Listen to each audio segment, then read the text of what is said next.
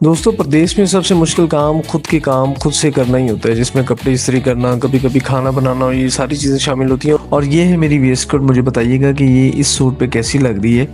اب میں اسکول جانے کے لیے بالکل تیار تھا۔ ویسے تو میں گھڑی شوق سے نہیں پہنتا، لیکن اب مجھے اسکول جانا پڑتا ہے تو مجھے ساری ایکسیسریز کو مینٹین کرنا پڑتا ہے۔ اب کے بعد ہمارے آفس کا یہ حال ہے جو آپ کو نظر آ رہا ہے۔ تو میں نے اچھی طریقے سے سارے دفتر کی صفائی کی، کیونکہ جہاں ہم رہتے ہیں کم از کم اس جگہ کو صاف رکھنا چاہیے۔ ویسے پردیس کی خوبصورت بات یہ ہے کہ اس میں آپ کو احساس ذمہ داری جو ہے وہ ڈیولپ ہو جاتی ہے۔ آپ کو خود کے کام خود سے کرنا، ہر چیز کو مینٹین کرنا، وقت کو مینج کرنا، چیزوں کو مینج کرنا، اپنے آپ کو بھی اپنا بھی خیال رکھنا، یہ ساری چیزیں بڑی میٹر کرتی ہیں۔ تو یہ دیکھیے جی، آخر کار ہمارا دفتر جو ہے بالکل نیٹ اینڈ کلین ہو گیا۔